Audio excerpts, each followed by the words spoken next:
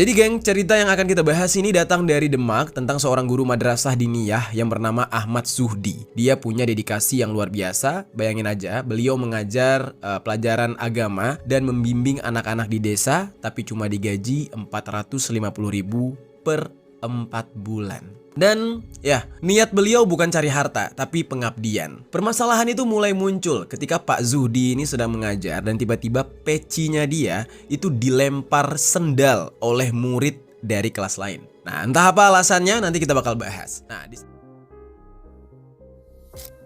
Jadi geng, kronologinya semua bermula dari seorang guru yang bernama Ahmad Zuhdi, yang mana dia ini berumur 63 tahun. Ya, udah kakek-kakek. Dia merupakan guru di madrasah diniyah atau disingkat dengan Madin yang bernama Rodotul Muta'alimin di desa Jatirjo, Kecamatan Karanganyar, Kabupaten Demak. Yang mana saat itu ya, tepat pada Rabu tanggal 30 April 2025 pukul setengah 3 sore, beliau ini sedang mengajar materi fikih di depan kelas. Di sini gue menemukan dua informasi yang berbeda nih, geng. Ada yang mengatakan kalau Pak Zuhdi ini mengajar di kelas 5 dan mendengar kegaduhan di dalam kelas. Nah, tapi ada juga yang menyebutkan kalau kegaduhan itu berasal dari luar kelas. Yang membuat kegaduhan itu adalah seorang siswa dari kelas 6. Ya, dan di saat itu Pak Zuhdi ini udah mengingatkan untuk tidak gaduh ya, untuk tidak berbuat onar karena beliau sedang mengajar. Tapi di saat itu murid kelas 6 tersebut yang sudah diperingati malah tidak menghiraukan perkataan dari Pak Zuhdi, dan hingga murid kelas 6 tersebut mulai saling lempar-lempar sendal dengan temannya. Dan saat itulah salah satu sendal mengenai